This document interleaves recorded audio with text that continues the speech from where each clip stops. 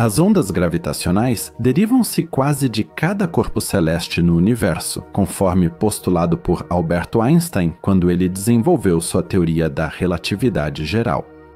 Mas na época de Albert Einstein e por muitas décadas depois, ainda não era possível detectá-las. O projeto já possui grandes detectores de gravidade que medem variações de distância com lasers. Isso porque funcionam como atalhos, permitindo a passagem da gravidade. Esses atalhos costumam ocupar só uma parte do espaço total. O detector é bem construído e projetado para detectar no próprio espaço-tempo. Assim, todos os fenômenos marcados, como a contração ou o túnel, desempenham um papel importante na fidelidade e na relatividade de Albert Einstein. Em flutuações, um objeto voador com velocidade próxima é observado por um observador por um curto período. Uma rampa também seria quase como se pudesse ser observada de fora o interior e todos os outros a bordo da nave espacial. No entanto, nem Van Contracts nem Ende perceberiam isso. Para eles, a distância pareceria bem menor. Se uma nave viajasse, por exemplo, a velocidade da luz até a estrela anã vermelha Próxima Centauri, se os ocupantes medissem essa sensação a bordo, eles chegariam lá muito mais rápido porque percorreriam uma distância menor. No entanto, quando observado da Terra, eles ainda precisariam de pelo menos o tempo que a luz leva para percorrer essa distância, porque o espaço aqui não se contrai. A relatividade revolucionou a física e é uma das teorias mais importantes do conhecimento, pois ela consegue fazer previsões que podem ser verificadas por meio de observações. Forrest Reuter Wall, vamos dar mais um passo adiante e observar algo que pode ser considerado a maior descoberta da astronomia. O imprevisível fundo gravitacional, essa parede. Estamos observando buracos negros que emitem ondas gravitacionais antes de se fundirem. Essas ondas gravitacionais foram detectadas com a ajuda do Pulsar Timing Array, uma colaboração de cientistas de todo o planeta. Vamos explorar em detalhes como décadas de observação de pulsares de rádio, estrelas de nêutrons rápidas se relacionam com buracos negros em fusão e outros fenômenos cosmológicos. Neste documentário, Nebuchadnezzar e Schwarzenegger analisam como as ondas gravitacionais foram medidas e quais outros fenômenos cosmológicos ainda podem existir que abalam o próprio tecido do espaço-tempo. Inclui singularidades e fusão de estrelas de nêutrons. Aproveitamos a oportunidade e por isso também vamos explicar o que são estrelas de nêutrons, como elas se formam, como a radiação de rádio é emitida por essas estrelas e quais propriedades incríveis elas possuem. De fato, Stelly, Jessica Koch e David Champion do Instituto Max Planck de Radioastronomia em Bonden. Jessica me apresentou a colaboração com David Champion, um cientista do Pulsar Timing Array, StuntMet e Ende, que está ao nosso lado. Enquanto eu trabalhava através das muitas páginas de ensaios de sabedoria e corrigia bem meus escritos, obrigado. O documentário só foi possível por causa deles. Obrigado aos colaboradores do Instituto Max Planck. É uma honra trabalhar com vocês. Então, vamos lá. Quando olhamos para como buracos negros supermassivos nascem,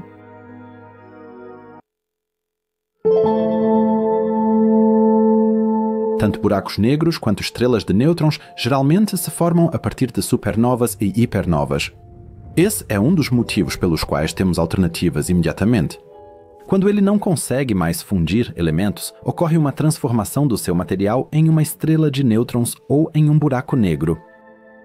Enquanto as estrelas de nêutrons não podem ultrapassar um certo limite sem se tornarem um buraco negro, os buracos negros, segundo a teoria, não têm limite.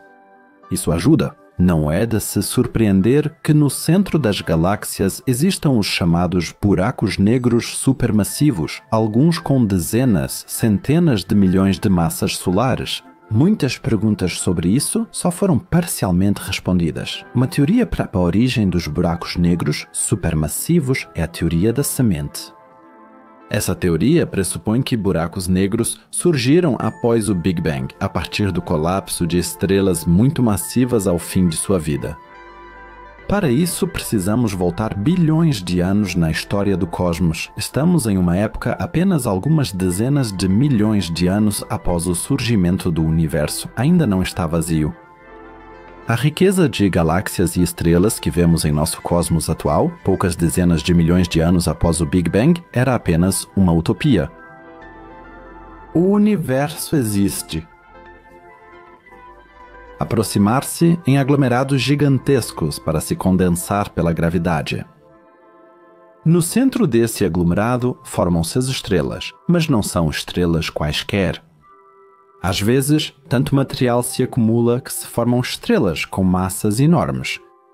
Essa primeira geração consiste quase exclusivamente de estrelas gigantes com massas 100 vezes maiores que a do nosso Sol. E elas são compostas principalmente de hidrogênio e uma pequena quantidade de hélio. Estranhamente, elas passam por fases em que consomem todo o seu combustível nuclear. Quando esse combustível se esgota, a estrela não consegue mais resistir à imensa gravidade causada pela sua própria massa. Isso leva ao colapso da estrela, resultando em uma poderosa explosão chamada supernova.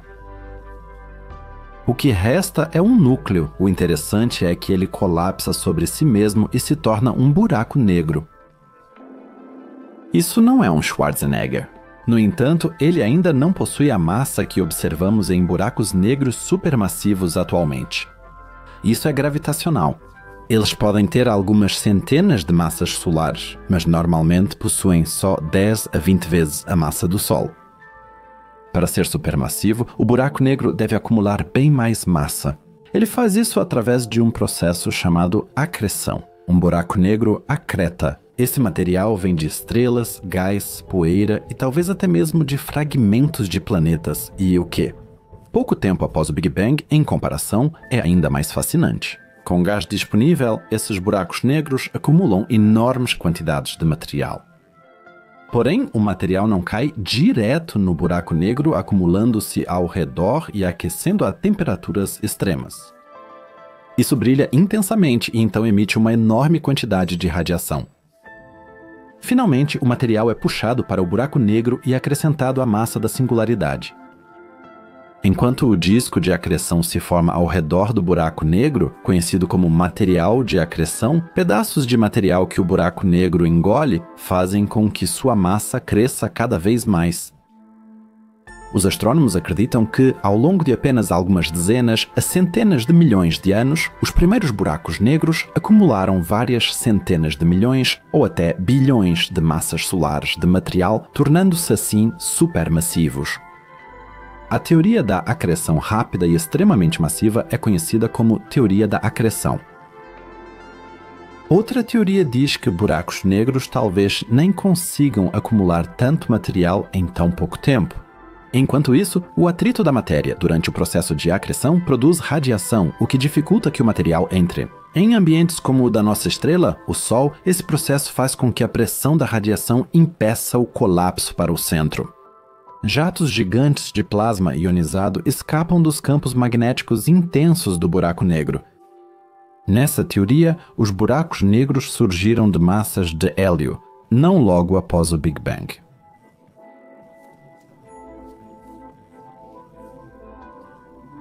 Instantaneamente, até 100 milhões poderiam colapsar juntas.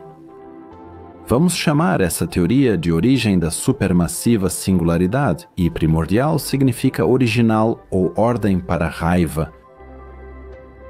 Essa teoria propõe que, após o Big Bang, surgiram tanto enormes buracos negros quanto outros de massa muito baixa, talvez semelhantes à de Júpiter ou da Terra. Esses pequenos buracos negros primordiais explicariam nessa teoria a matéria. Os defensores da teoria da acreção discordam disso, que os buracos negros realmente teriam matéria e a massa de gás hidrogênio e hélio. Teriam sido gigantescos, que seriam o núcleo dos buracos negros. E só imagine as massas de milhares de sóis, pessoal, colapsando sobre o buraco negro em apenas alguns milhares ou dezenas de milhares de anos, como 10.000 formigas num bolo. Tanto a teoria primordial quanto a teoria da acreção são argumentos plausíveis e consistentes para singularidades supermassivas, sinais de interações de Schwarzenegger, não isoladas do ambiente. Elas influenciaram o desenvolvimento da galáxia em que se encontram neste mundo. Agora podemos. A função de interação é objeto de estudos intensivos e ainda não é completamente compreendida.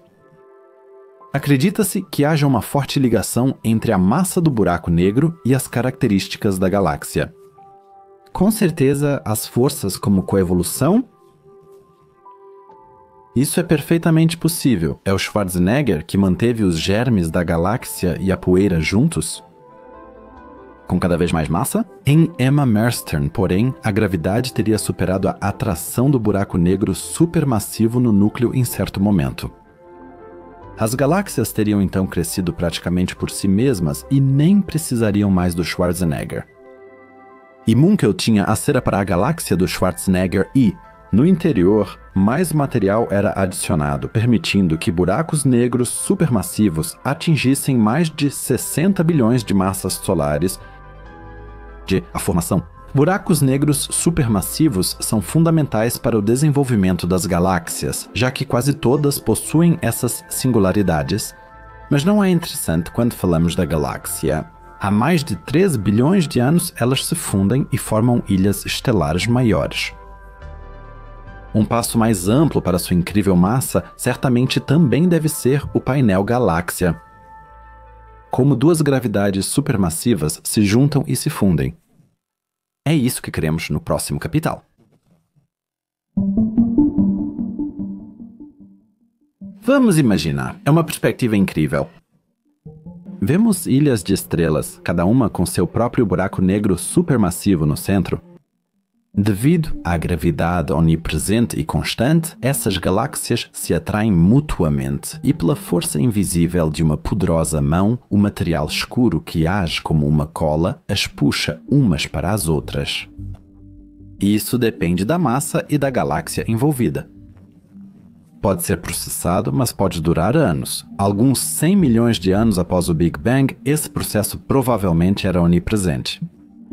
Acredita-se que pequenas galáxias se fundiram em todo o universo e formaram as ilhas estelares que conhecemos hoje. Quando as galáxias estão próximas o suficiente umas das outras, elas começam a se fundir.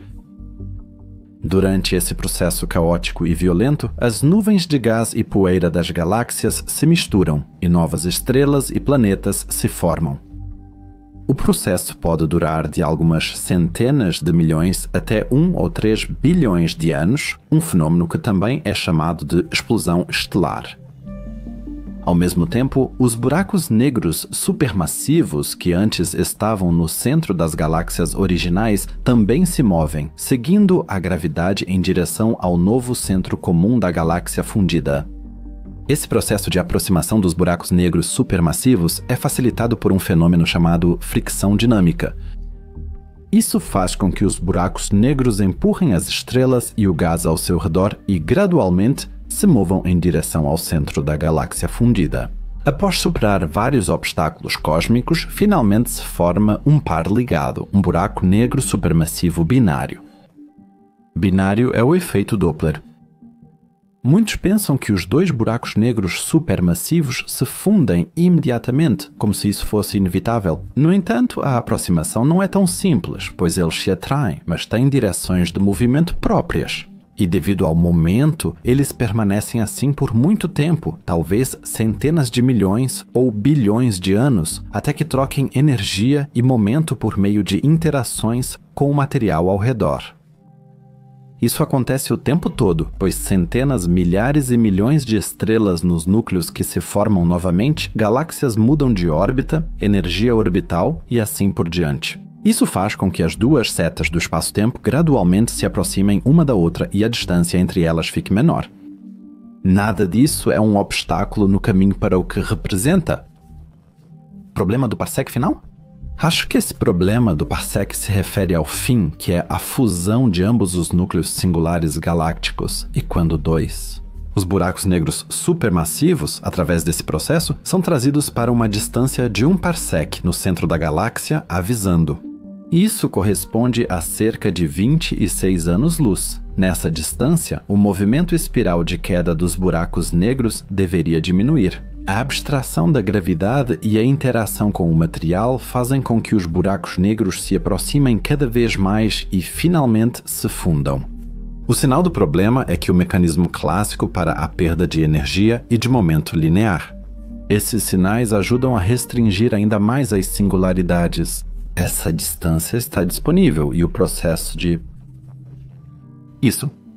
Pode-se notar, porém, que os dois buracos negros não são gravitacionais, o que desacelera a singularidade um do outro e a energia. As emissões gravitacionais estão a uma distância de 1 parsec e acompanham o processo até o fim. Este seria quando eles vêm do lado esquerdo e orbitam mais rápido. Mas em uma escala de 1 passo ainda não é forte o suficiente para causar um novo impulso.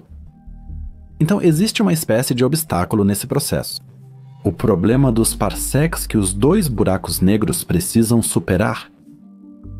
Ou qualquer problema que seja conhecido na teoria, há indícios de que isso acontece na prática, talvez até no mundo?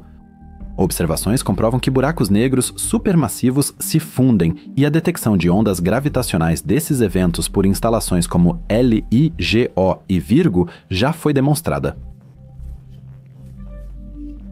A teoria do problema do último parsec chama a atenção para o fato de que, na fusão, ainda não se compreende totalmente o mecanismo que faz com que as duas singularidades se unam.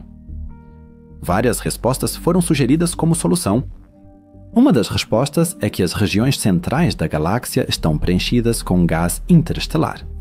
Os 3 impulsos dos buracos negros poderiam ser intensamente extraídos, e isso também funcionaria em distâncias menores, como 1 parsec. Uma fusão indica que interações secas com força ou buracos negros poderiam ter energia suficiente para continuar. No entanto, o futuro acabou anulando essas respostas teóricas. Quase não há estrelas ou gás no centro, pois já deveriam ter sido absorvidos pelos buracos negros há tempos. Mas, se considerarmos que estamos em um processo galáctico, isso significa que a maior parte do gás, poeira e estrelas que se perdem no centro de uma galáxia não colidem nem se fundem completamente com os discos galácticos. As estrelas, o gás e talvez até planetas da galáxia A também estão no canal da galáxia B e... de todos. Será que seria o mesmo com Andrômeda e Milton quando essas duas, em 1 milhão de anos, se unirem e formarem uma galáxia chamada Miltdrômeda? Como muitos sugerem, isso pode ser visto no problema do parsec. Astrônomos encontram isso nas instituições do mundo, caso queiram dedicar suas pesquisas ao tema. O ato final no drama cosmológico é a morte do universo. Uma fase espetacular, de enorme importância, para entender os detalhes do buraco negro recém-formado e as sutilezas da fusão entre a galáxia e a supermassiva singularidade. Lá vamos nós, esse é o chamado processo de relaxamento a um final. Buraco negro após uma fase de estabilização e que lhe confere seu estado final definitivo. O ring down é o análogo do som que temos quando batemos em um sino de pedra, o tilintar do sino. As oscilações vão gradualmente diminuindo até cessarem completamente. O som desaparece por completo. O evento de uma fusão soa, em um sentido cósmico, como um sino. No produto final, a gravidade diminui com o passar do tempo. O buraco negro finalmente entra em um estado estável. Começa o processo de ring down após a fusão dos dois buracos negros. No momento, o estado não percebe a singularidade de tudo isso. Essa nova fase é caracterizada pela energia gravitacional e cinética normal da fusão e no primeiro momento após a fusão não está em um estado estável. Trata-se disso. Você pode ver um Google perfeito, sua forma é complexa e muitas vezes bastante alongada. Quais são os resultados diretos para você? Na verdade, o foco não é a forma do buraco negro, mas a distorção dos horizontes de eventos. As singularidades em si já se fundiram e novas ondas gravitacionais são fortemente agitadas por essa fusão. O buraco negro agora libera energia excedente. Ele faz isso emitindo ondas gravitacionais. Elas surgem, portanto, da energia gigantesca e da aceleração que ocorrem durante a fusão. As ondas gravitacionais são como a impressão digital do buraco negro recém-formado. Elas carregam informações específicas, suas propriedades e o processo em si. Onde esse processo de relaxamento é o novo buraco negro liberando energia e momento através da emissão dessas ondas gravitacionais. Essas ondas transmitem o toque do sino do buraco negro para o resto do universo. Mas cada onda que o buraco emite sinaliza sua história. Quando uma região inicial é esticada, ela se forma.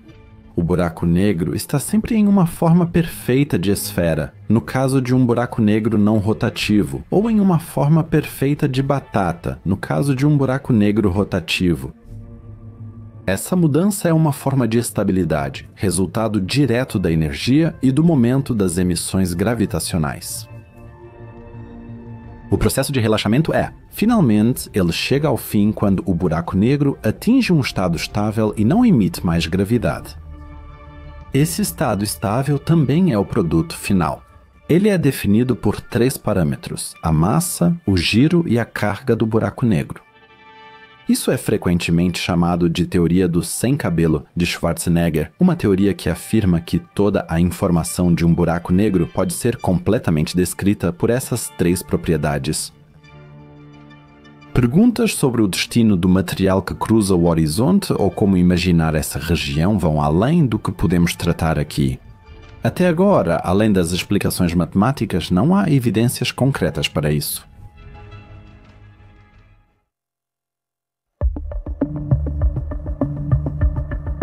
No nosso caminho em direção ao imprevisível fundo de ondas gravitacionais, conhecemos os buracos no centro da galáxia?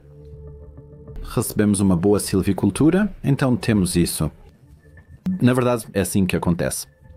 Mas não precisamos também de outro tipo de objeto, além de buracos negros, para medir esse fundo de ondas gravitacionais? Para isso, vamos literalmente até as estrelas. Estrelas são objetos estranhos. A matéria se aglomera e fica tão densa em seu centro que a fusão nuclear do hidrogênio em hélio começa. Esse processo ocorre em todas as estrelas do universo, por exemplo, nas 3 estrelas do sistema estelar Alpha Centauri A, B e Próxima Centauri, e em muitos outros lugares. E estrelas se formaram.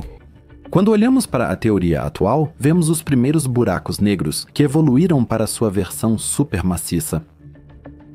E naquela época também havia estrelas muito massivas, assim como ainda existem hoje.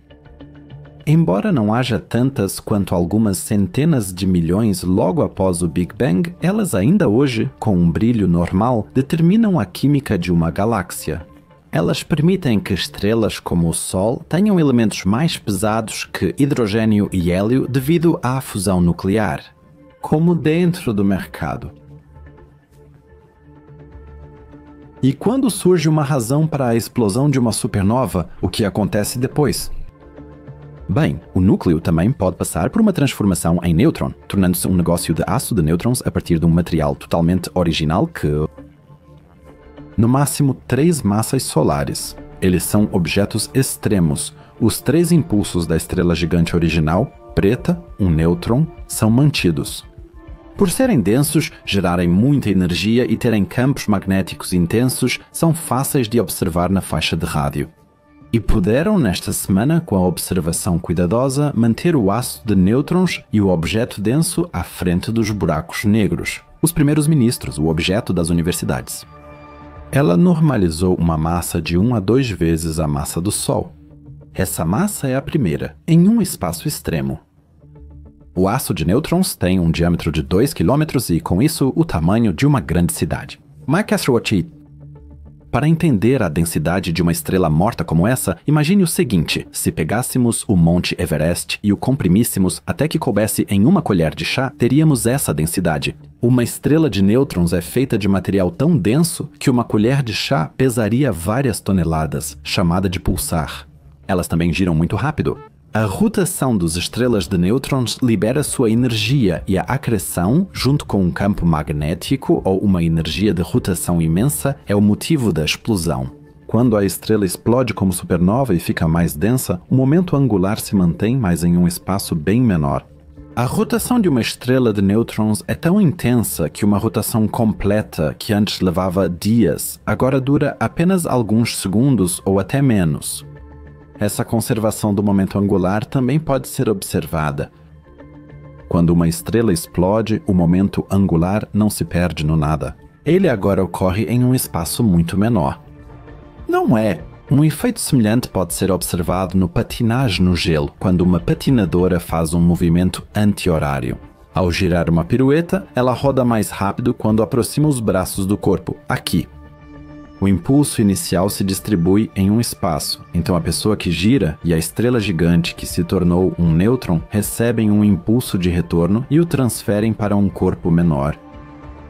Quando há uma rotação, o campo magnético é fortemente curvado e se afasta do eixo de rotação da estrela de nêutrons.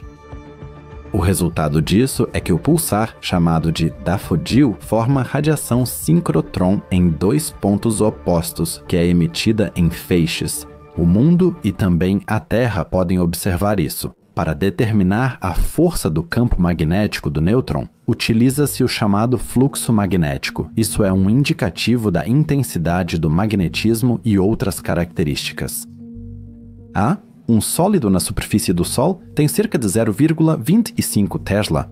A maioria dos objetos naturais tem magnetização muito alta, enquanto campos magnéticos artificiais são muito menores. Mais fortes são os campos, quanto maior for a densidade de fluxo. 2000 Tesla, o campo magnético de um nêutron magnético, no entanto, está em algum lugar no meio. O valor máximo elevado à oitava potência de Tesla seria esse o campo magnético de um nêutron? Esses 1 a 100 milhões de Tesla explicam por que as estrelas de nêutrons são tão facilmente observadas.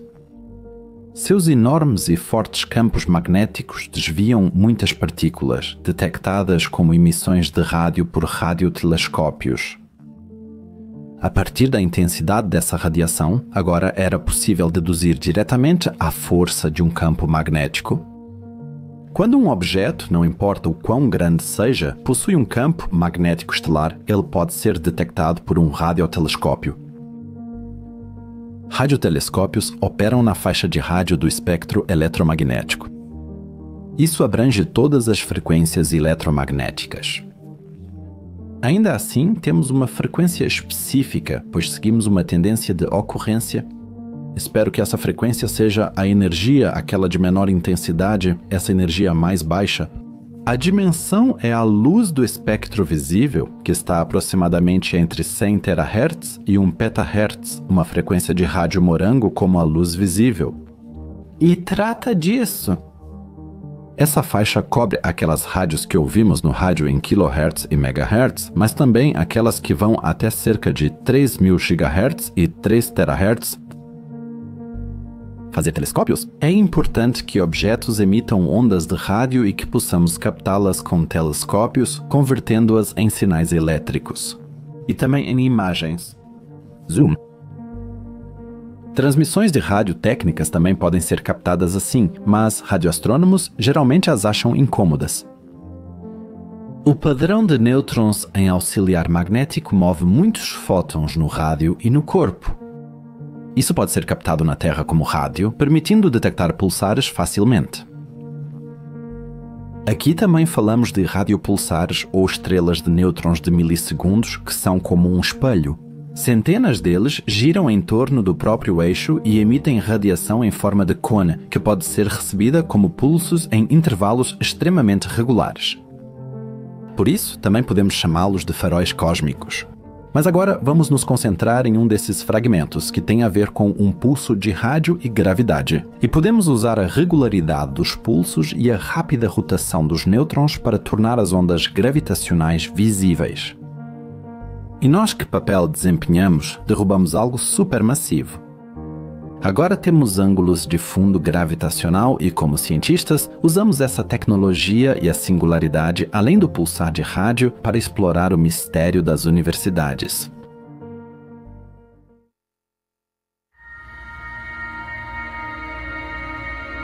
David Champlin é astrofísico, doutor em física e trabalha no Instituto Max Planck de Radioastronomia em Bonn. ERLIK na Alemanha fala alemão e sua língua materna é o inglês. O que fazia em Bonn? Todos trabalham em Zellen?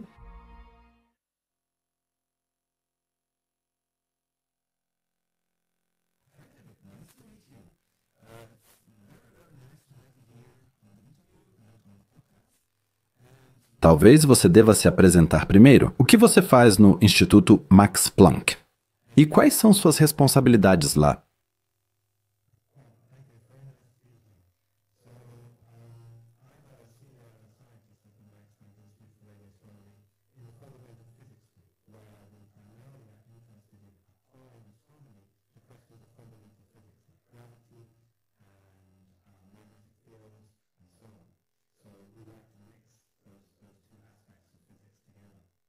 Minha principal responsabilidade é coordenar o lado observacional do grupo de física fundamental. Então, nós fazemos observações usando vários telescópios ao redor do mundo. E essa é basicamente a minha responsabilidade, coordenar todos esses projetos que temos em andamento. Meus interesses pessoais, claro, estão na área dos pulsares, essas estrelas de nêutrons giratórias que parecem faróis no espaço. Então, nós tanto procuramos por pulsares, encontrando pulsares que nunca foram descobertos antes, como também exploramos esses pulsares, tentando fazer física fundamental com eles. Grande parte disso não é só observar, mas também são as técnicas computacionais necessárias para encontrá-los e depois utilizá-los quando os encontramos. Então, é essa mistura de coisas que eu acho realmente empolgante em trabalhar com pulsares e com radioastronomia. Bem, você se especializou em astronomia gravitacional. Estou certo sobre isso? Sim, quero dizer, esse é um dos projetos, é um dos meus maiores projetos que eu faço. Nós fazemos muitas coisas, sabe, como eu disse, nós procuramos pulsares, usamos eles para testar teorias da gravidade, usamos eles para buscar restrições na equação de estado. Então, como a matéria muda à medida que se torna cada vez mais densa? E, claro, as estrelas de nêutrons.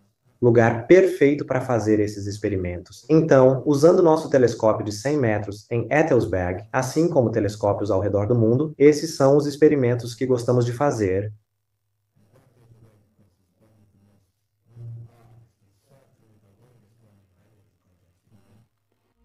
Como vocês ouviram, David e seus colegas monitoram o European Pulsar Timing Array, ou European Pulsar Timing Array, uma comunidade científica fundada em 2004 que tem como objetivo detectar ondas gravitacionais usando radiopulsares.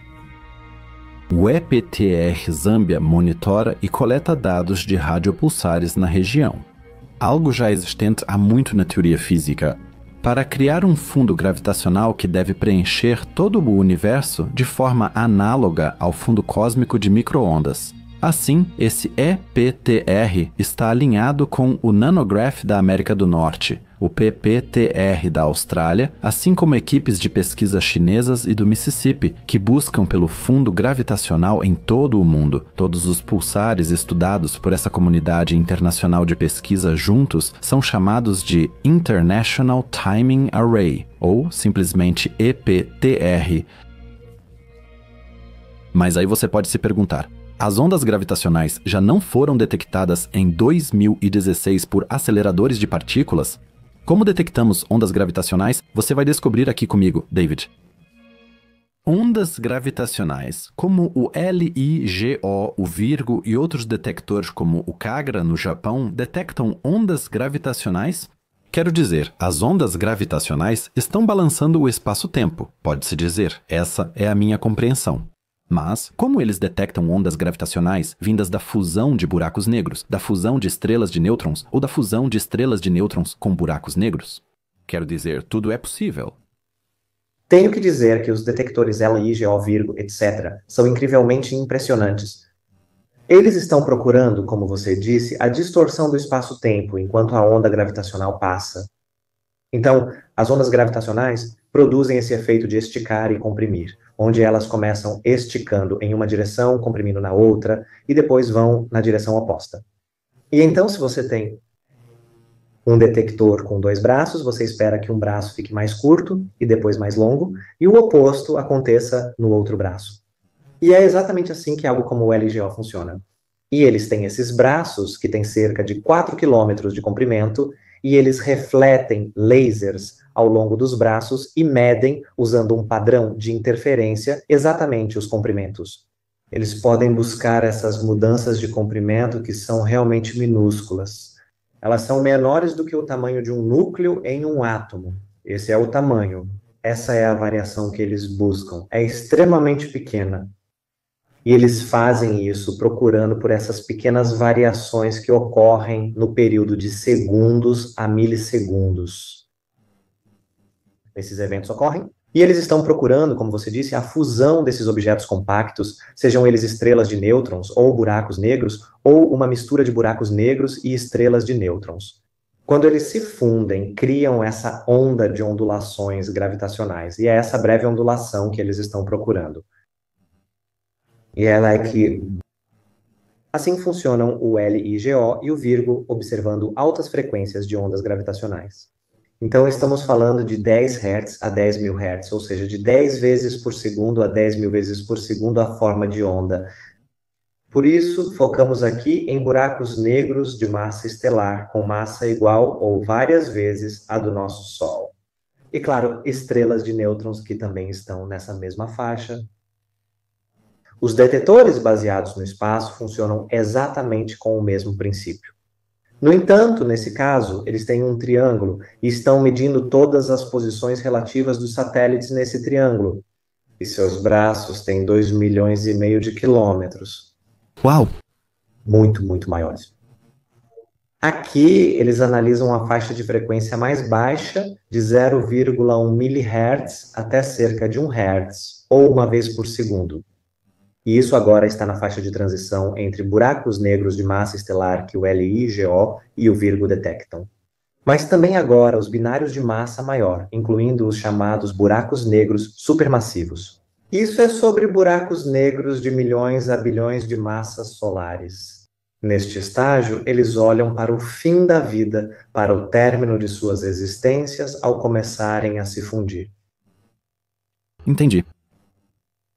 Para nós, estamos olhando para frequências ainda mais baixas. Estamos indo até os nanohertz.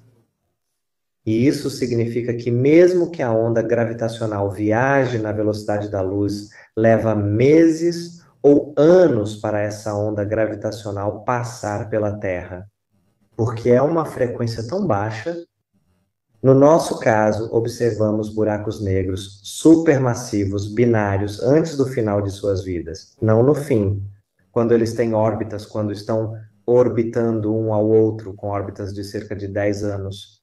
E isso nos permite voltar diretamente à história do universo e observar esse tipo de cacofonia de ondas gravitacionais. Tudo se acumula a partir desses buracos negros supermassivos.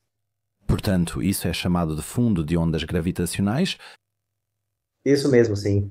É análogo ao fundo de micro-ondas que foi descoberto há cerca de 10, 20, 30 anos. Quero dizer...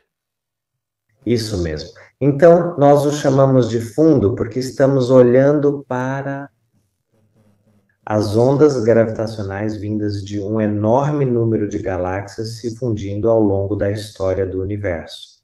Estamos voltando no tempo. E é essa superposição, essa soma de todas essas fontes individuais que forma o fundo de ondas gravitacionais. E esperamos, no futuro, conseguir detectar fontes individuais. Mas, para começar, estamos apenas tentando ver se conseguimos ouvir essa grande cacofonia vinda do fundo de ondas gravitacionais. Então, podemos afirmar que a fusão de buracos negros e estrelas de nêutrons está acontecendo. Como na faixa de kHz, você disse... Isso mesmo. Quando se fala da fusão, principalmente com buracos negros de massa estelar, você está na faixa de kHz. Ou, com buracos negros maiores, você está na faixa dos milihertz, indo em direção à faixa dos hertz, porque eles são substanciais. Eles são realmente grandes nesse ponto, então eles podem orbitar muito rapidamente. Então, aí você está falando de algo em torno da faixa dos hertz para os maiores buracos negros quando eles se fundem. Como vocês acabaram de ouvir, LIGO e outros detectores de ondas gravitacionais fizeram suas detecções na faixa dos kHz, onde fusões de dois buracos negros ou estrelas de nêutrons deixam sua marca. David e seus colegas, no entanto, falam de uma série inteira. Desde detecções cosmológicas de ondas gravitacionais na faixa dos nanohertz, assim como a radiação eletromagnética, as ondas gravitacionais também podem chegar até nós em diferentes frequências. Nós já ouvimos isso? Os buracos negros supermassivos de galáxias em fusão orbitam um ao outro por milhões de anos, à medida que se aproximam e não conseguem mais escapar da atração gravitacional um do outro. Aqui, os cientistas falam de buracos negros binários supermassivos que espiralam de forma adiabática. De acordo com os artigos que consultei sobre o fundo de ondas gravitacionais, esses são a fonte mais intensa de gravidade na faixa de nanohertz. No entanto, aqui vai uma breve observação. O momento do ring down, ou seja, a fusão concreta de duas singularidades supermassivas, gera ondas gravitacionais em kHz. David Champion e seus colegas em busca de ondas que surgem durante o processo de espiralização de sistemas binários de buracos negros, o outro de. Quando as ondas gravitacionais desses sistemas binários são medidas, elas formam o que é chamado de ondas gravitacionais imprevisíveis. Fundo Mundial Mucosa é uma das maiores do mundo. Ao contrário, 10 Mucosa, o 2020. Você disse bem. A fusão de estrelas de nêutrons e a fusão de buracos negros produzem, quando eles espiralam um em direção ao outro, essas ondas de nanohertz. Quais são outras fontes de ondas gravitacionais na faixa de nanohertz? O que é realmente possível? Certo? Então é interessante. Então as altas frequências são realmente a fusão? As baixas frequências são o período antes da fusão. É isso que estamos observando com buracos negros, com os buracos negros supermassivos. Mas há potencialmente outras fontes que podemos ver. Então, por exemplo, cordas cósmicas. Se elas existirem, é claro, são puramente uma construção teórica no momento. Mas, se existirem, são objetos muito grandes e contêm massa. Quando essa massa se move e é acelerada, esperamos que produza ondas gravitacionais. E essas ondas gravitacionais, devido ao tamanho dessas cordas cósmicas, seriam esperadas para chegar na nossa faixa de frequência.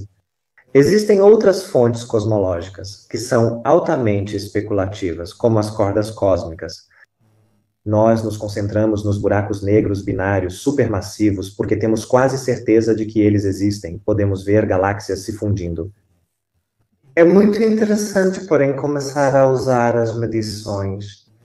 Estamos começando a observar para ver como podem ser algumas dessas estruturas exóticas parecidas com cordas cósmicas.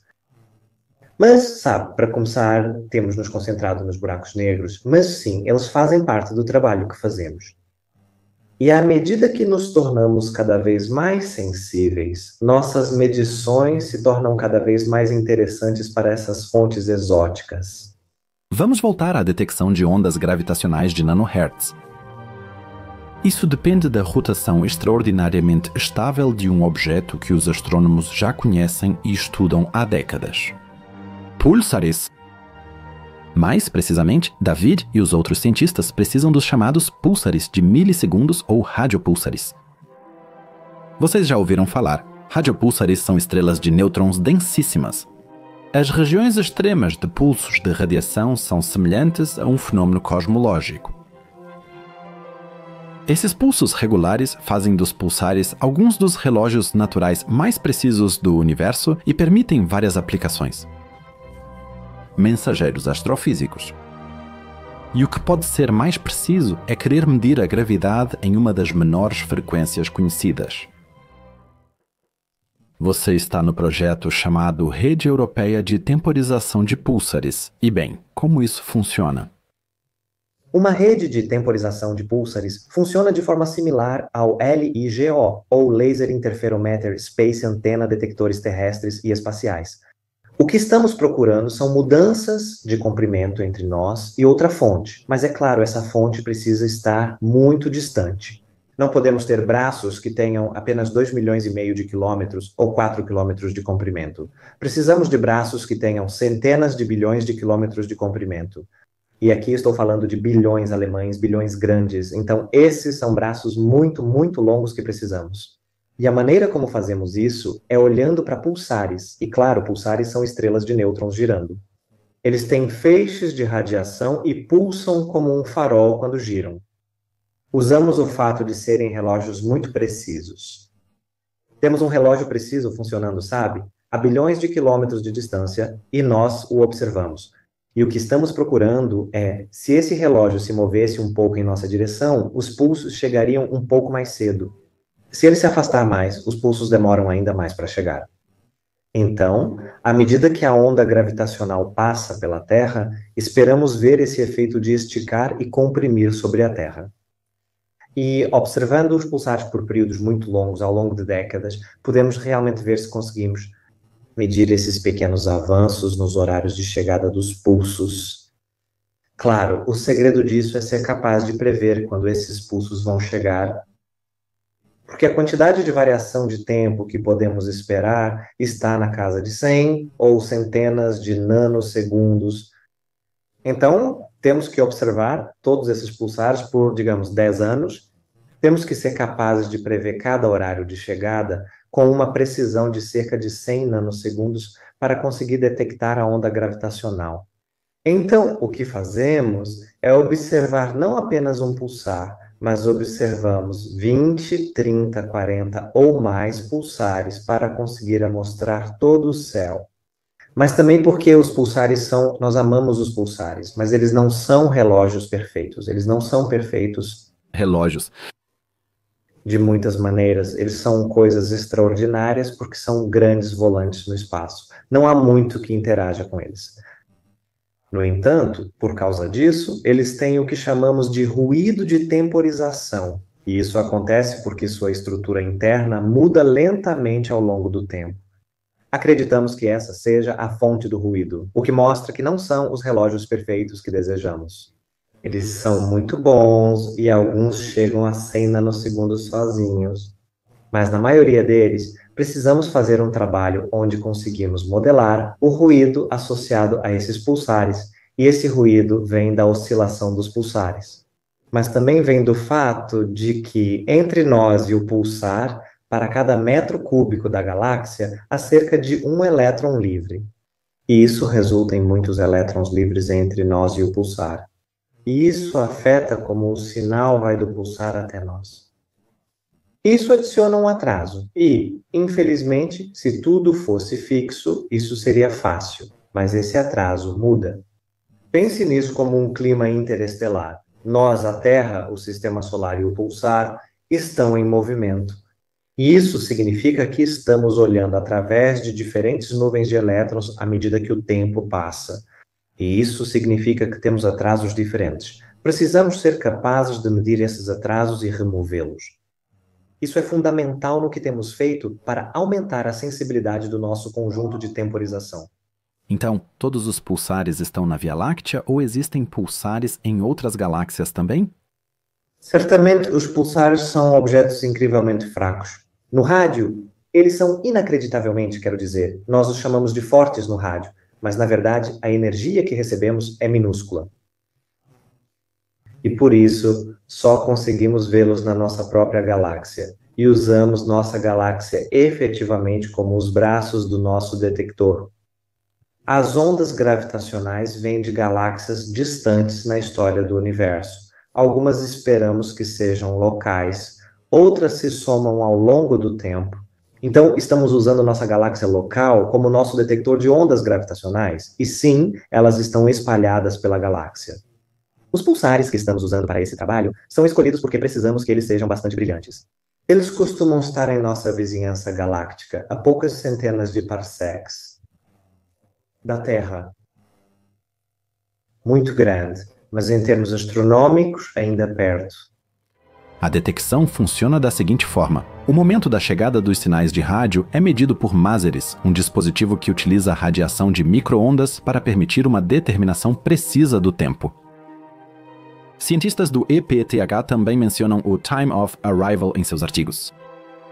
Esses másares são medidos com o Tempo Atômico Internacional, um padrão de tempo calculado por 400 relógios atômicos. Com uma solução de temporização phase-connected, modela-se o tempo de chegada dos radiopulsares. Esse conceito também pode ser descrito como uma solução mais rápida. É uma técnica usada na análise de temporização de púlsares. O objetivo de o conflito do pulsar é medir um conjunto de dados ao longo de décadas. Para a Mutchlick, vamos dar uma olhada nesse método agora, porque ele é bonito e complexo. Mas com a moda, dá para fazer um modelo disso? Prevê os horários exatos de chegada dos pulsares porque determina o número inteiro de rotações entre cada observação. Isso significa, de forma concreta, esse método simula os horários de chegada dos sinais dos pulsares. Normalmente, os sinais simulados coincidem com os sinais realmente recebidos. Ao comparar os horários previstos e reais de chegada dos sinais do pulsar espelho nas galáxias, os cientistas podem identificar desvios causados por diferentes efeitos astrofísicos, incluindo o efeito das ondas gravitacionais. O registro dos horários de chegada de vários pulsares é chamado matriz de temporização de pulsares. Só é possível detectar diretamente ondas gravitacionais na faixa de nanohertz. Ao procurar por atrasos correlacionados nos horários de chegada dos pulsos de vários pulsares em todo o universo, os cientistas esperam. O sinal de Vitória também vem de mensageiros gravitacionais que afetam a estrutura do espaço-tempo.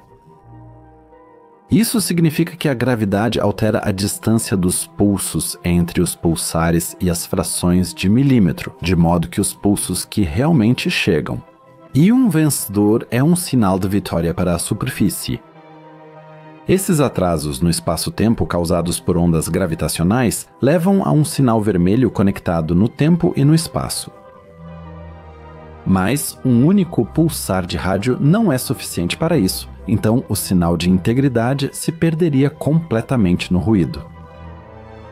Por isso, são necessários vários pulsares de rádio para obter vários sinais vermelhos, que então podem ser comparados entre si. Por que são necessários vários pulsares para medir ondas gravitacionais? Quero dizer, no array de temporização de pulsares, li que vocês têm cerca de 60 ou 70 pulsares que estão observando, então isso é bastante coisa. Então, por que vocês precisam de tantos pulsares? Essa é uma ótima pergunta. Se o pulsar fosse perfeito, precisaríamos de apenas um. Seríamos capazes de observar esse pulsar perfeito e medir chegadas e atrasos. O problema é que o clima interestelar, esse atraso variável, é causado pelos elétrons livres. Isso causa atrasos e adiantamentos nos horários de chegada. Apenas por causa do nosso movimento relativo um ao outro. E, claro, o fato de o pulsar não ser perfeito significa que temos atrasos e adiantamentos inesperados, causados simplesmente pelo fato de ele estar oscilando, mesmo que levemente. E isso significa que, se tivéssemos apenas um pulsar, não saberíamos se estávamos observando a onda gravitacional, o meio interestelar, ou apenas a oscilação do próprio pulsar. Precisamos usar múltiplos pulsares para conseguir ver que essa oscilação, essa variação, está correlacionada em todo o céu. E, além disso, precisamos também procurar o que chamamos de assinatura quadrupolar. Essa é uma parte realmente importante e crucial na busca por essas ondas gravitacionais, porque o que queremos fazer é, você sabe, à medida que a onda gravitacional passa, ela se estica em uma direção. E isso significa que quaisquer dois pares de pulsares na mesma direção devem observar o mesmo atraso, e quaisquer pulsares a 90 graus, eles devem observar o mesmo adiantamento. E se olharmos para um par que está a 90 graus, eles devem ser anticorrelacionados entre si, então procuramos essa correlação. Chamamos isso de curva de Helens e Downs, e isso só significa que quaisquer pulsares próximos no céu devem ser semelhantes. Qualquer par de pulsares a 90 graus deve ser o oposto, e a 180 graus eles devem ser semelhantes novamente. E isso é realmente importante porque não são apenas os pulsares com os quais precisamos nos preocupar. Nós precisamos nos preocupar com os relógios no telescópio. Estamos falando de 100 nanosegundos em 10 anos, por isso é preciso ter relógios muito precisos na Terra para comparar. Então, essa é uma das coisas em que sempre temos que pensar. E, na verdade, temos um projeto inteiro sobre o uso de pulsares como padrão de tempo para a Terra. Além disso, temos que nos preocupar com o fato de que a Terra está se movendo no sistema solar, porque a Terra está em movimento. Temos um atraso e temos um adiantamento. Só porque talvez sejamos um dia. Durante parte do ano, estamos mais próximos do pulsar, 6 meses depois, mais distantes. Então, para levar em conta o movimento da Terra ao redor do Sol, precisamos contar com a computação, onde o centro de massa do sistema solar está em relação à Terra. Usamos uma efeméride do sistema solar para isso. Existe uma feita pelo Laboratório de Propulsão a Jato nos Estados Unidos e outra feita pelo grupo INPOP em Besançon, na França. E usamos esses modelos, mas não confiamos 100% neles. Também os utilizamos. Também usamos nossos dados para procurar, por exemplo, uma pequena mudança, uma massa ligeiramente incorreta de Júpiter ou de uma das luas de Júpiter. Então temos que levar tudo isso em consideração enquanto fazemos a busca. Somos sensíveis até mesmo aos 4 asteroides mais massivos. Até eles moveriam a Terra levemente, o suficiente para vermos uma oscilação em nossos dados. Agora, a boa notícia é que eles parecem um pouco diferentes das ondas gravitacionais. Se eu tiver um problema com o relógio, todos os meus pulsares reagem igual. Chamamos isso de sinal monopolar. Se a posição da Terra estiver incorreta, então todos os pulsares em uma direção têm o efeito oposto de todos os pulsares na outra direção. Porque nós simplesmente movemos a Terra. Isso significa que temos um sinal dipolar. No nosso caso, buscamos um sinal quadrupolar. Assim, garantimos 100% de certeza de que estamos vendo uma onda gravitacional e não outra fonte de ruído. É importante vermos esse padrão no céu. Na prática, o padrão quadrupolar exige pelo menos 4 pulsares, 2 em cada direção, separados por 90 graus, e a reação às ondas gravitacionais deve ser oposta uma à outra. Uma à outra, isso mesmo. Queremos mostrar essa curva, ou seja, cada par. Com 2 pulsares formamos um par, com 3 cada um se emparelha, e assim sucessivamente. Você pode contar. Então, rapidamente, à medida que você aumenta o número de pulsares, você obtém um número muito grande de pares. Esse número de pareamentos é fundamental para amostrarmos essa faixa. Então, você está certo, as posições críticas estão muito próximas umas das outras. Um pareamento de 90 graus e um pareamento de 180 graus, esses são, claro, as medições cruciais. Mas, na verdade, precisamos realisticamente de pelo menos 6, 12 pulsares para ter uma boa cobertura. E, na verdade, é quando começamos a chegar na casa das dezenas de pulsares que as coisas realmente começam a fazer sentido e começamos a mostrar essa curva. Claro, alguns pulsares são melhores do que outros, então geralmente descobrimos que os primeiros 10 pulsares carregam a maior parte do peso. O sinal vermelho foi identificado em 12,5 anos de observação nos dados publicados em 2020 pelo Nanograph norte-americano. E o segundo conjunto de dados é o PPTR, e assim por diante no International Pulsar Timing Array. Nós também temos locais totalmente independentes que detectaram ondas gravitacionais em nanohertz e o sinal vermelho. Podemos dizer isso com razão. David e o outro Sabedoria têm uma marca grande e respeitável. Um fundo será incluído no Anuário de Física. O capitão também conclui a Universidade de Gravitação de Cordas em nanohertz.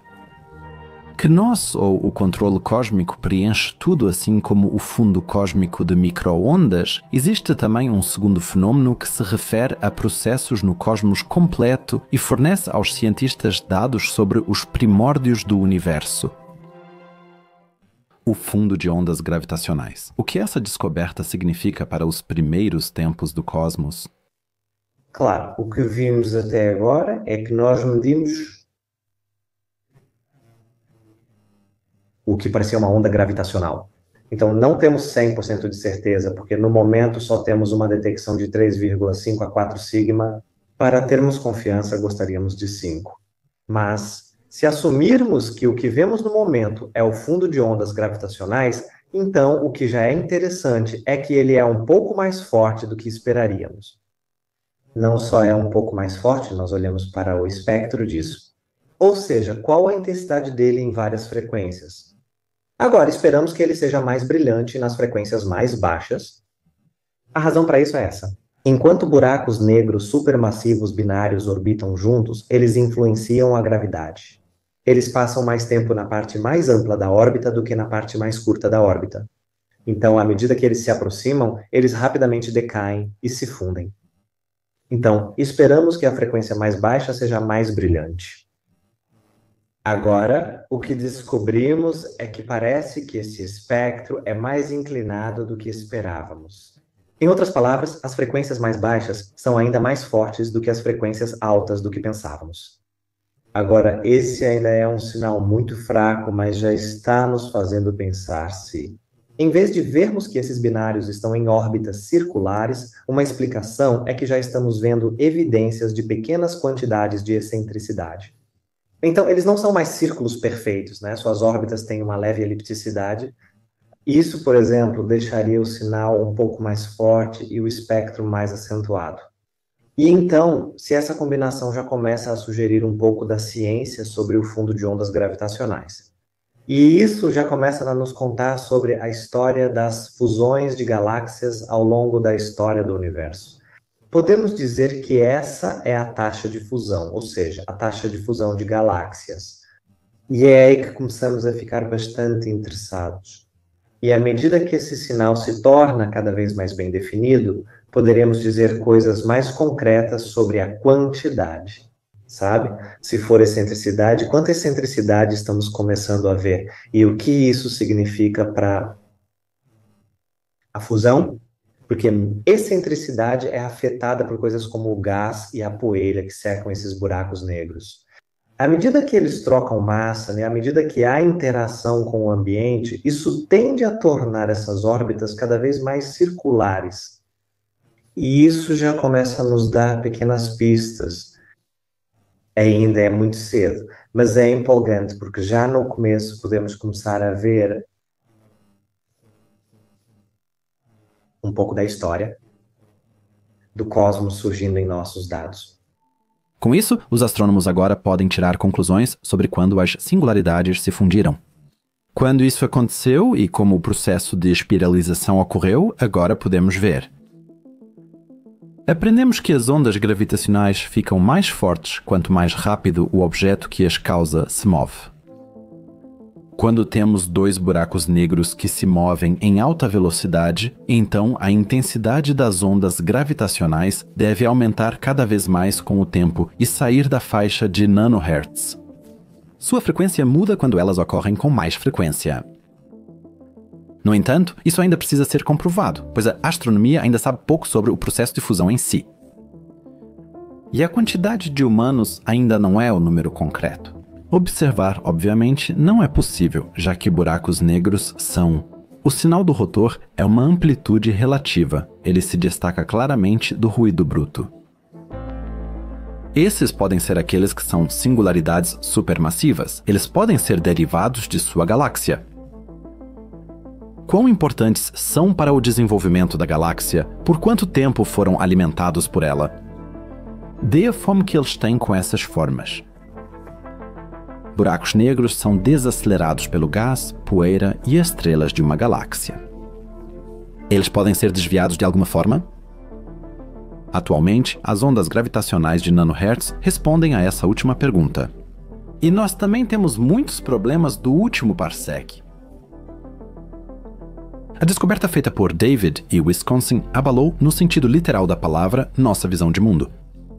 O Liefert, um teste úmido para o beco e a relatividade de Spitzeler de Einstein e também a ideia dos astrônomos sobre a fusão da supermassa singularidade. Assim, essas ondas gravitacionais são imprevisíveis. Elas estão em toda parte, ou seja, em todo o universo, mas são completamente aleatórias. Isso tem a ver com a fusão de buracos negros. A colisão de galáxias e a fusão narrativa da singularidade e dos eventos que influenciam o cosmos aconteciam com bastante frequência e, ao longo do tempo, tornaram-se cada vez mais raros e continuarão a se tornar. Hoje em dia, as galáxias provavelmente são raras nesse sentido. Sabemos de poucas que podem interagir nas proximidades locais. Sabemos que a Via Láctea está atualmente englobando uma ou outra galáxia e que ainda não estamos misturados. Também sabemos que a Via Láctea e Andrômeda vão colidir e poderão crescer até se tornarem uma enorme galáxia elíptica chamada Milkströmeda. A fusão de Sagitários A estrela com o buraco negro de Andrômeda também gerará ondas gravitacionais. A fusão ainda levará bilhões de anos. Essa fusão é o melhor das duas galáxias e acontece ao mesmo tempo em que a nova galáxia já está se formando. Os buracos negros centrais se fundiram, ficando mais massivos e adquirindo nova característica.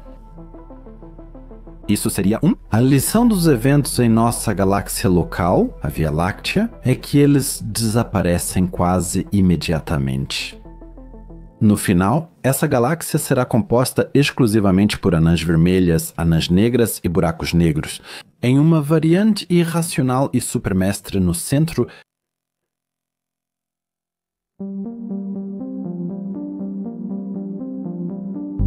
Nabucodonosor Supermestre. Schwarzschild existe na teoria da difusão, uma teoria de classe de objetos de peso para a detecção de ondas gravitacionais e o desenvolvimento químico de uma galáxia. E também é importante a fusão de aço de nêutrons. Astrônomos podem dizer com grande certeza que são neutros e vêm de estrelas gigantes. A região central de uma estrela gigante durante seu colapso faz com que o elétron e o próton, em processos nucleares completos, se tornem nêutrons. O aço de nêutrons não é por acaso. Devemos imaginar esses restos estelares como objetos ultracompactos, pois em uma estrela de nêutrons não existem mais átomos como conhecemos. A colisão de duas estrelas de nêutrons, no entanto, ainda não é algo tão comum para a ciência. Na colisão não são emitidas apenas ondas eletromagnéticas, mas também ondas gravitacionais. No entanto, os dados obtidos pela linha de base não permitem aos cientistas apenas detectar oscilações do espaço-tempo. Além disso, permitem determinar a constante de Hubble na cosmologia. Essas aplicações mostram que o estudo dos nêutrons contribui para ampliar significativamente nosso conhecimento sobre o universo e sua expansão. No dia 17, em agosto de 2017, os astrônomos conseguiram registrar claramente sinais gravitacionais, bem como radiação eletromagnética, provenientes da colisão de dois nêutrons.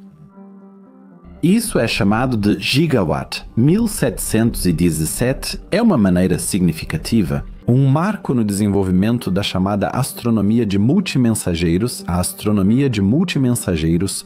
Desde a descoberta simultânea de luz e neutrinos da supernova, essa área ganhou 100% de importância e se refere à observação simultânea de diferentes tipos de sinais. E do espaço. A observação simultânea de materiais de radiação gravitacional e eletromagnética fornece dados mais ricos sobre eventos astrofísicos e uma compreensão melhor dos processos subjacentes. O papel da astronomia multimensageira é justamente conectar de forma significativa esses diferentes sinais que podem vir da mesma fonte. O valor dessa abordagem está no modo de trabalho de um detetive que reúne histórias individuais para formar um quadro geral plausível. Assim, quando uma casa foi arrombada e o detetive examina as pegadas, ele precisa ter certeza de que elas pertencem ao ladrão. Impressões digitais e vestígios como pele ou cabelo devem coincidir. O mesmo ocorre na astronomia. Ao detectar um sinal no cosmos, astrônomos precisam analisá-lo com cuidado. E então podem estar escondidas pistas sobre a colisão de estrelas de nêutrons. Encontrar esse sinal não é nada fácil. A massa do nêutron é estimada de forma muito diferente. Selecione I2 ordem comum 3 massas solares isto. No entanto, estes normalmente têm apenas um raio de até 15 km, seja qual for o caso. Apesar do tamanho reduzido, reside neles uma massa de 500 milhão. Agora só falta que existam condições para encontrar um sistema duplo com 2 estrelas de nêutrons em órbita mútua. Esse assunto é um padrão pelo motivo de que muitos se encontram lá. Cerca de metade de todos os sistemas são considerados stops, mas 2 supergigantes em um mesmo sistema devem ser muito raros. Além disso, os 2 astros precisam estar muito próximos, o que é ainda mais raro. Por que eles explodem como supernovas e deixam uma estrela de nêutrons para trás? No fim da vida, as estrelas orbitavam próximas, com órbita expandida e enfraquecida. As estrelas de nêutrons ficam ainda mais próximas. Nesse processo, elas se movem inevitavelmente uma em direção à outra sob a influência da gravidade.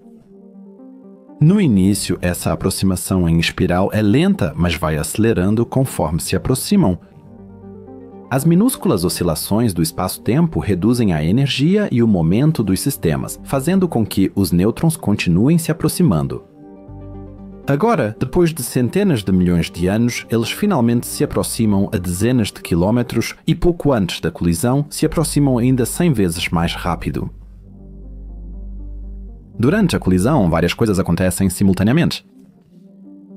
E este é o detector que o SWIFT, da Administração Nacional da Aeronáutica e do Espaço em 2013, detectou uma intensa emissão de raios gama, o chamado curto raio gama, também conhecido como curto surto de raios gama.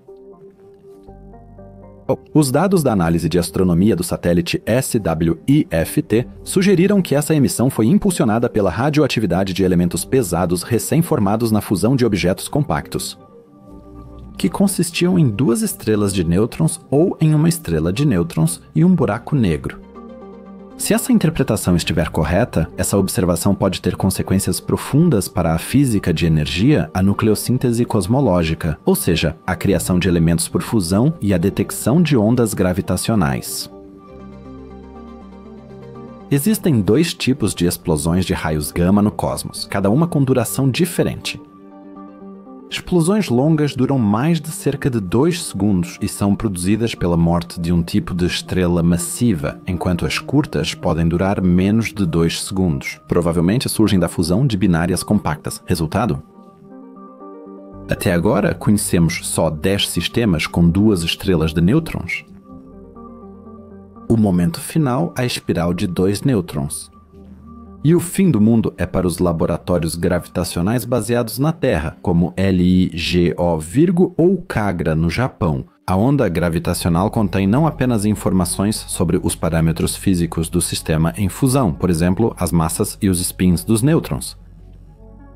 A trilha também padrões que, em densidades maiores do que as de um átomo, ou seja, quando os nêutrons sentem a imensa gravidade de um nêutron.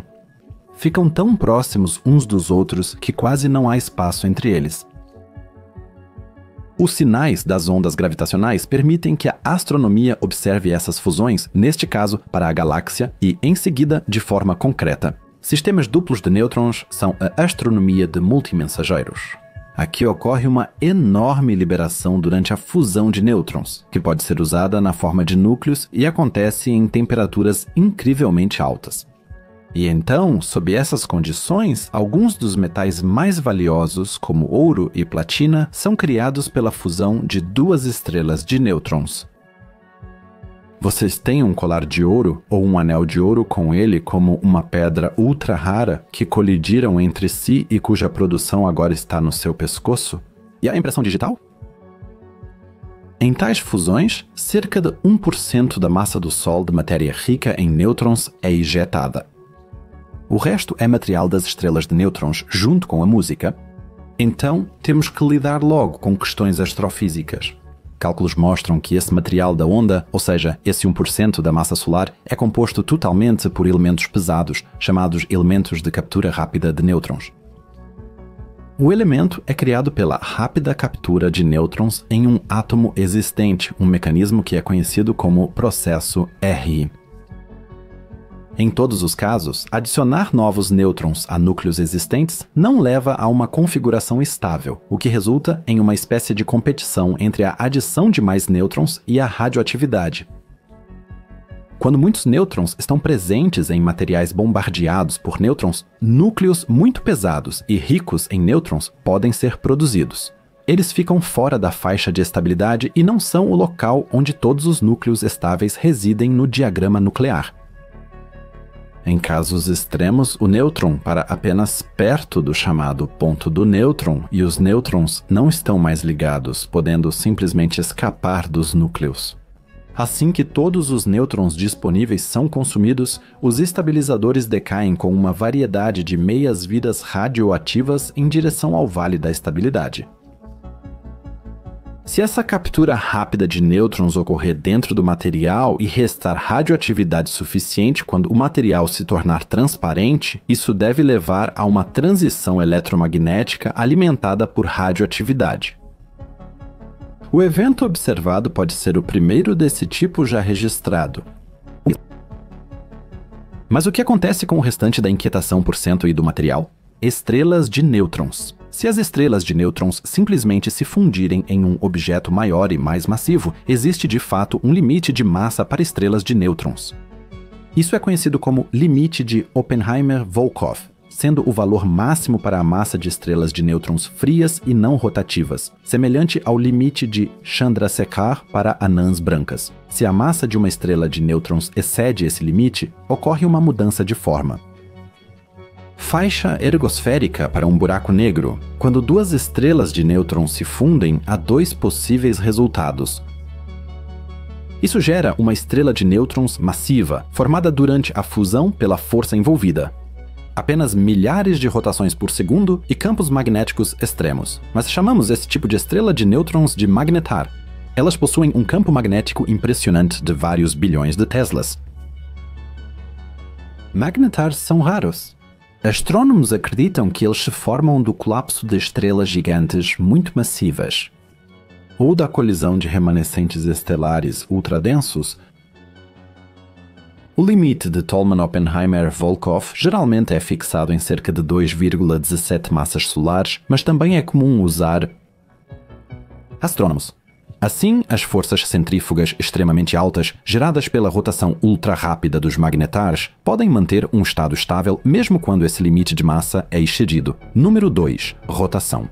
Assim, teoricamente, ele poderia se tornar um buraco negro, algo que nunca foi observado dessa forma. No entanto, os astrônomos consideram muito mais provável que o resultado seja um buraco negro do que um nêutron. Como os nêutrons geralmente têm entre 1 e 2 massas solares e, quando se juntam, ultrapassam rapidamente seu limite máximo de massa, astrônomos calculam que, pela perda de massa, um buraco negro formado por fusão de estrelas de nêutrons pode ter, no máximo, 3 massas solares. Se considerarmos agora os buracos negros estelares normais, ou seja, aqueles que se formam a partir de explosões, eles provavelmente possuem uma massa de várias vezes a do Sol. O nêutron e a singularidade formam uma nova classe de objetos. Vamos chamar essa forma de nêutron aqui de buracos negros estelares. A classe de singularidades de menor massa imaginável, singularidades de massa média, supermassivas e ultramassivas. Estrelas de nêutrons em fusão e ondas gravitacionais em nanohertz. A produção é toda uma questão de armas e tal. Os cientistas presumem em seus artigos que há produção disso nessa frequência, mas até agora nenhuma colisão de 2 buracos negros foi realmente detectada como fonte disso. Isso é imaginável. Os 2 nêutrons também, então a gravidade é produzida quando eles estão mais próximos um do outro do que os buracos negros. O céu de nêutrons é significativamente menos denso do que os buracos negros. Os auspícios deles. Ainda é uma parede, mas deve ser menor do que naqueles casos. As armadilhas gravitacionais finais, chamadas singularidade,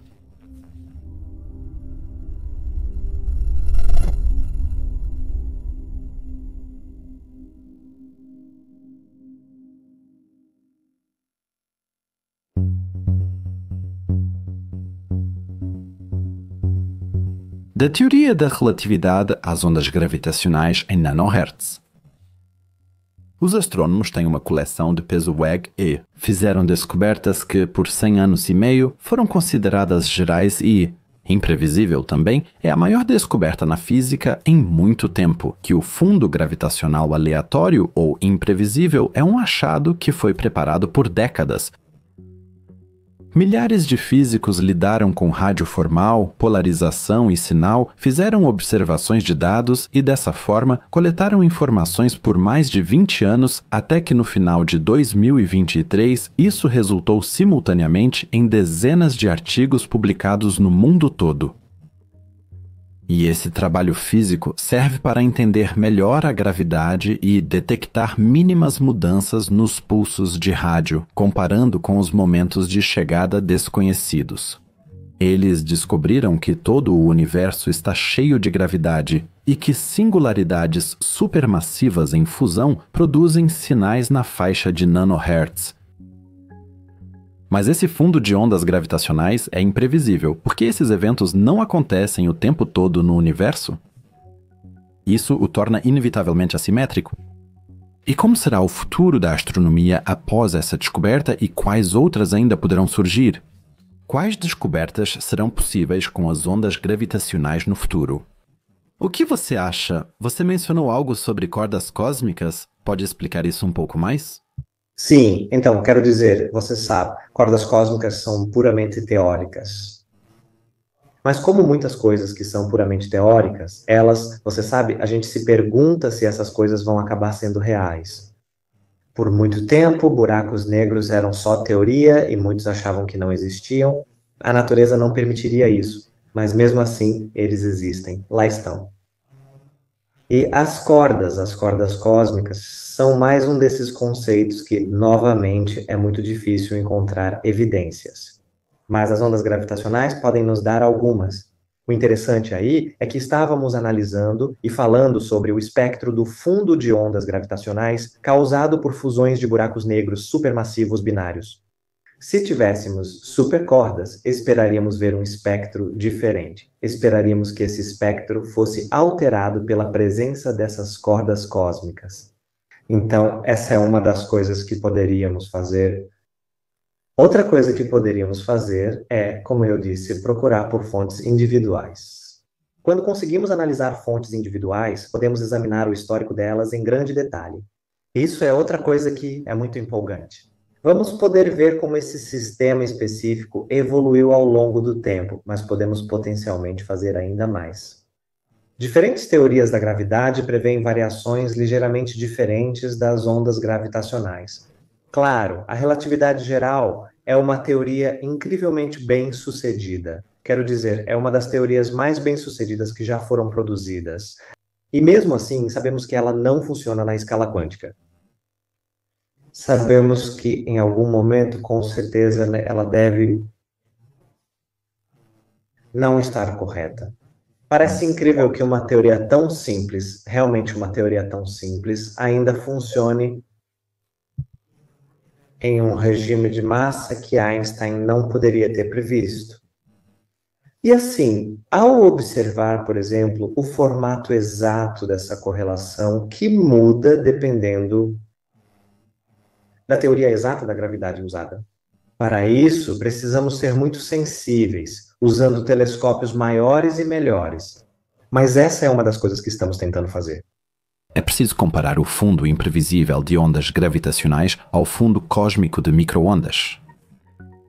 Esse surgiu há cerca de 300.000 a 380.000 anos, quando o universo ainda era superdenso e ultrafrio. Em um processo de desacoplamento muito conhecido, o universo se tornou transparente para a radiação. Esse desacoplamento aparece como uma marca no fundo de microondas. Essa radiação preenche todo o universo, e não é mesmo? Acontece em todo lugar e faz muito mal aos seres vivos. Astronautas na Estação Espacial Internacional ou em Marte têm dificuldade para se proteger da radiação, enfrentando grande desafio. Ela pode ser detectada por qualquer satélite que opere na faixa de microondas. O fato de ela estar presente em todos os lugares faz com que se assemelhe ao fundo gravitacional, mas é aí que as semelhanças acabam. As ondas gravitacionais na faixa de nanohertz estão longe de serem constantes. Elas ocorrem aleatoriamente porque seus locais de origem, sistemas binários de buracos negros supermassivos em fusão, só se fundem uma vez. Colisões de galáxias não acontecem sempre e nem em todos os lugares. Pode haver galáxias que passam por um número mínimo de fusões e permanecem com pouca massa. Pesquisadores já acharam ilhas estelares com várias vezes a massa da Via Láctea. Galáxias como a de Two, Van Balion, Van Alphen e Endmelion são enormes, com buracos negros ultramassivos, singularidades que pesam muitos bilhões de massas solares. Aqui não parece haver limite máximo para a massa dessas criaturas negras. Mal conseguimos imaginar quantas colisões essas galáxias já passaram, e nós vamos descobrir, Schwarzenegger e Ian Kahn. Com a fusão no fundo de ondas gravitacionais, os astrônomos provavelmente farão descobertas se continuarem pesquisando sobre elas. E esses eventos são melhor reconstruídos. Eles poderiam conseguir dar uma olhada no passado, numa época em que colisões de galáxias estavam na ordem do dia. No momento, fale sobre a fusão de buracos negros e o cosmos primitivo. Quero dizer, você mencionou algo sobre isso. Você pode, por exemplo, registrar certos eventos individuais. Mas eu acho que em um projeto você está lá há 16 anos e o que você aprendeu sobre a fusão de buracos negros supermassivos no cosmos primitivo? Certo? Bem, a primeira coisa que aprendemos foi que é mais raro do que pensávamos inicialmente.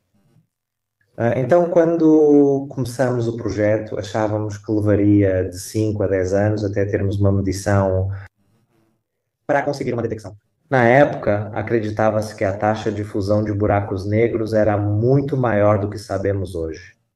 E assim, à medida que continuávamos fazendo nossas observações, começamos a estabelecer limites. Não podíamos dizer que fizemos uma detecção, ainda não havia nada detectado, mas podíamos dizer que devia ser mais fraco do que esse nível específico. E isso já começava a se combinar com outras observações que as pessoas estavam fazendo no óptico. Eles estavam observando o buraco negro, observando os núcleos das galáxias e vendo quantas vezes conseguiam ver núcleos duplos. Eles observavam quantas galáxias interagiam que conseguiam ver e assim por diante. Essas informações foram incorporadas aos resultados e começamos a perceber que a taxa de fusão era, na verdade, menor, era realmente mais baixa do que pensávamos que seria. E então, por muito tempo, começamos estávamos reduzindo esse número e pensávamos, poxa, é mais baixo do que imaginávamos, é consideravelmente mais baixo. E isso é algo muito interessante, porque significava que nossos modelos iniciais eram simplistas demais. Mas então, há cerca de 6 anos, nossos números pararam de cair e se estabilizaram. E foi aí que começamos a pensar, bem, ou chegamos aos limites do que os pulsares podem fazer, ou estamos começando a ver os primeiros sinais dessa detecção. E há alguns, 4 ou 5 anos, nós já tínhamos esse pequeno sinal nos nossos dados, e ele estava no lugar certo. Mas ainda não tínhamos esse padrão no céu, então não podíamos fazer nada com isso. Poderia ter vindo de qualquer coisa. Mas agora que vemos isso, já podemos dizer que os modelos que temos agora estão realmente corretos. Embora, como eu disse, seja um pouco mais forte do que esperávamos. E essa força extra diverge um pouco dos modelos baseados em outras informações, como as ópticas, como as de rádio, e assim vai. Onde eles olham, onde você realmente vê as fusões. Eles são um pouco surpresos pela força. Agora temos que ter cuidado, porque ainda é uma detecção inicial, mas isso implica que é um pouco mais forte. Há muitos motivos potenciais para isso. Um deles pode ser que existam efeitos de seleção nas outras frequências. Ou seja, eles não estão vendo todas essas fusões que acham que deveriam estar vendo. Pode ser só excentricidade, como eu disse. Talvez estejamos olhando sistemas excêntricos.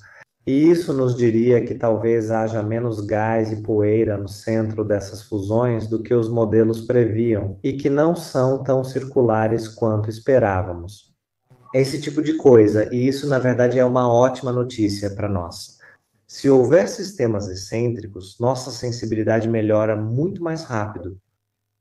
Então, estamos apenas começando a ter indícios da ciência que podemos alcançar, mas isso vai acontecer, como você sabe, nos próximos anos. Progresso. Conseguimos um sinal muito mais claro do fundo de ondas gravitacionais.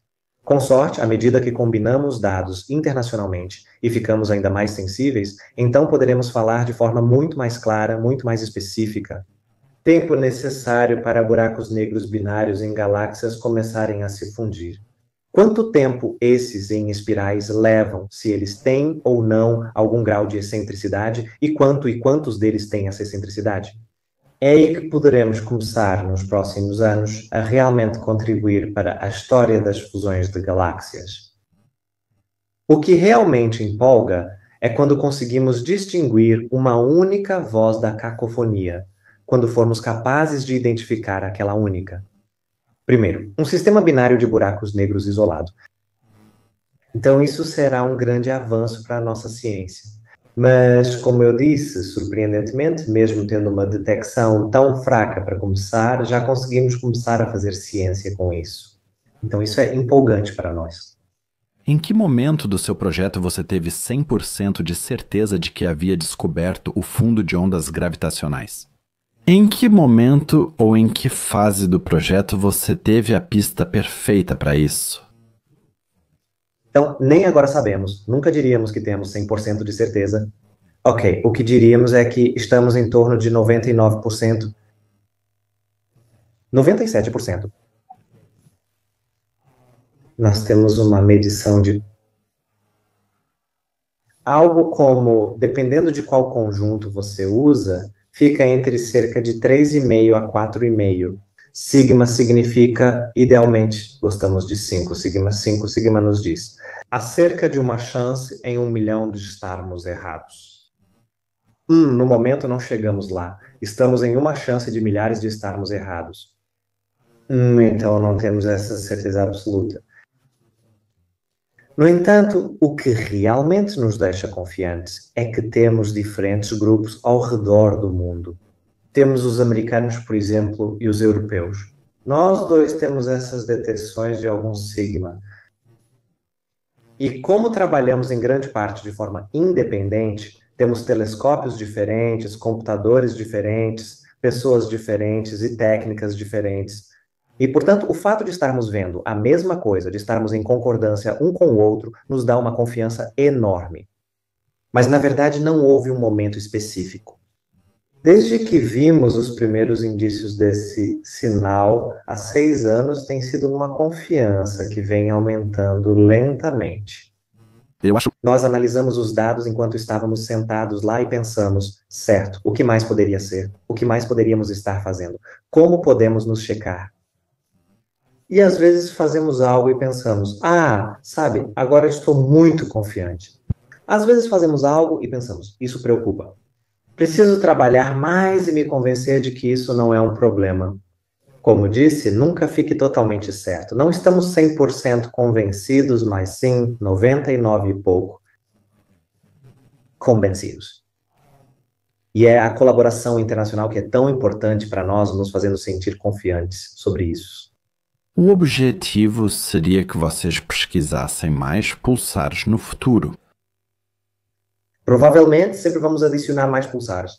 Então, nós procuramos por pulsares, e sempre que encontramos um que parece ser um bom relógio. Em resumo, é entediante.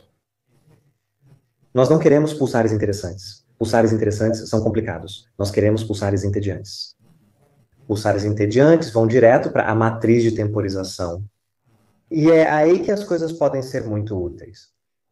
Mas, na verdade, é a colaboração internacional. Eu acho que realmente vai ajudar. Na África do Sul também, há um telescópio lá, o telescópio Meerkat. Eles coletam dados há 4 ou 5 anos, que também serão excelentes. Então, quando combinarmos internacionalmente, isso deve ser um conjunto de dados incrível. É um conjunto de dados muito complicado, com tantos telescópios, tantos computadores diferentes e assim por diante, mas será uma combinação de dados incrivelmente poderosa. Espero que você encontre os pulsares entediantes com mais frequência. Sim, obrigado por participar desta entrevista. E há algo que você gostaria de dizer aos nossos espectadores? Fiquem de olho. Nos próximos anos, esperamos que isso seja apenas o começo. Esperamos que isso seja apenas o começo desse novo janela para o universo das ondas gravitacionais.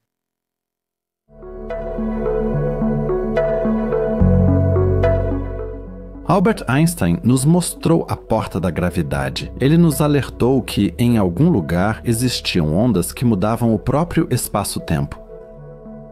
Em 2016, as primeiras ondas gravitacionais em kHz foram detectadas após décadas previstas, mas não descobertas por falta de tecnologia. Seria como abrir a porta gravitacional pela primeira vez e a ciência vislumbrar o que havia atrás dela.